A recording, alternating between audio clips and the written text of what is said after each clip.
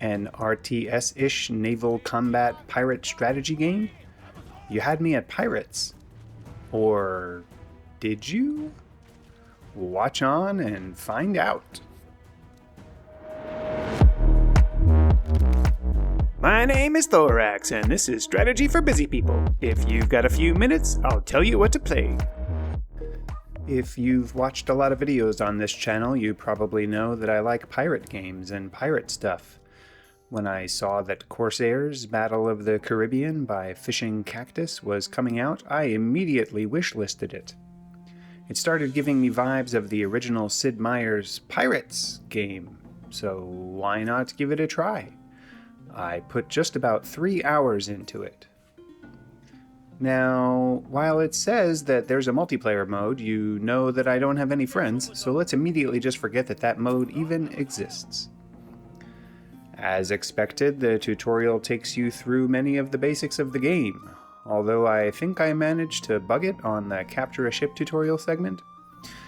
I also think that sometimes right-click, sometimes left-click, and sometimes control and do those things is maddening.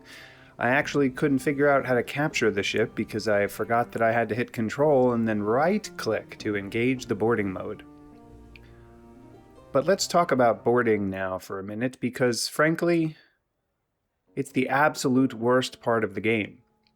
Now, ironically, given that Sid Meier always talked about trying not to put too many games into one game, this game suffers from just that very thing because the boarding game is basically this weird tactical combat game and, well, it's total crap. It's hard to select the right units. You can't select all units by type. The different types of units are nearly impossible to distinguish from one another. The cannon mechanics are just super bizarre.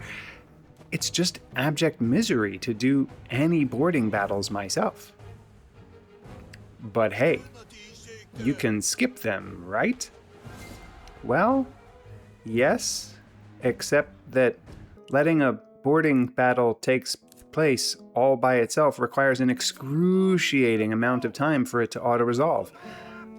Like, I'm talking an absolutely ridiculous amount of time compared to how long it would take you to resolve it yourself. Why is that? Well, I honestly have no idea, and more weirdly, it seems like maybe this boarding battle is taking place in real game time while other things are happening around you. So I understand that this is kind of sort of an RTS, but this boarding thing is just stupid. No, thank you. Anyway, back to the game. Yes, trading does form a big part of this game. Interestingly, the ports that are under your control give up the goods for free. I mean, that kind of makes sense given the extortionist nature of colonialism. So you bring your ships over to some port you control, load up all the goods it produced, and then bring them somewhere else to sell them. Easy peasy. There's a specific trading faction that you can pretty much always trade with, but the prices aren't all that awesome. You can trade with neutral ports or friendly non-enemy factions, and the prices are better, but those are pretty much your only options. And for a pirate game that involves trading, well, I understand, again, that this is an RTS. The fact that you can't automate any trade routes really, truly, awfully stinks. And to add insult to injury, while you can transfer all goods in a port onto your ships, A, you can't transfer all of an individual good. No, that requires you to drag a slider. And B, you can't transfer all goods into the fleet of ships you brought. No, you have to transfer goods to each ship individually. Is that some kind of weird RTS game balance thing to prevent? What? I have no idea. It just seems not fun. The ports that you control can also be upgraded to produce more goods faster, to have a larger repair radius, to have a cannon-packing fortress, and to have a better dry dock to produce bigger and badder ships. This all makes sense, but those upgrades require money and specific resources, which you likely don't produce in one of your ports, so you have to either buy it from the traders or find somewhere else to buy it from, or capture a port that happens to produce that good. But don't forget, capturing a port first requires taking out its fortress and then engaging in another one of those miserable boarding battles, or waiting for it to finish.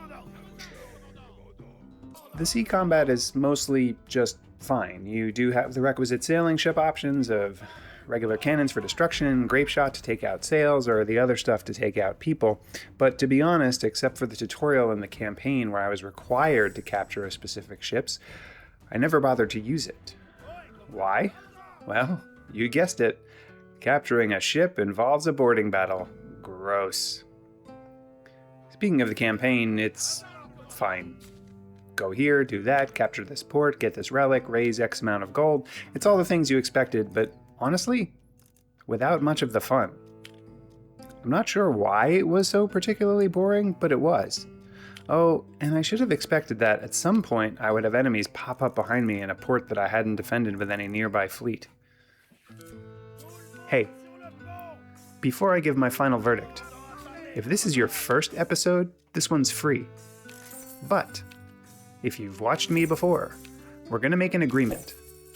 You help me level up by clicking subscribe, and I'll keep making these videos. I'll spend the time playing the games and making content that I hope you'll like, and you'll return the favor, okay? Leave comments, tell me what you think, it's all good. You just agree to engage. That's all I ask. The final verdict. This game has pretty decent graphics, mostly okay pacing, except for that boarding garbage, reasonably sound mechanics, and mostly does all of the things that you expect. But it's a case where the sum of all the parts isn't necessarily better than the parts. The skirmish mode definitely offers some replayability because you can try different areas of the Caribbean with different opponents and different objectives, but annoyingly, don't lose your singular one Corsair person because that's like game over, man.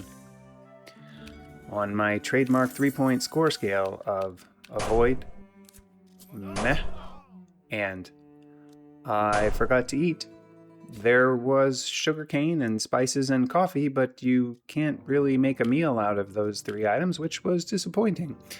This game was mostly disappointing too, so it's getting a meh, but it was really close to getting the burgers.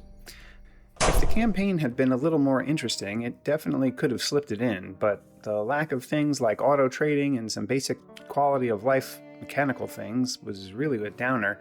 And on that note, I shivered me timbers all the way to the supermarket so that I could get some salmon to cook on the timber. I mean, cedar plank salmon's good.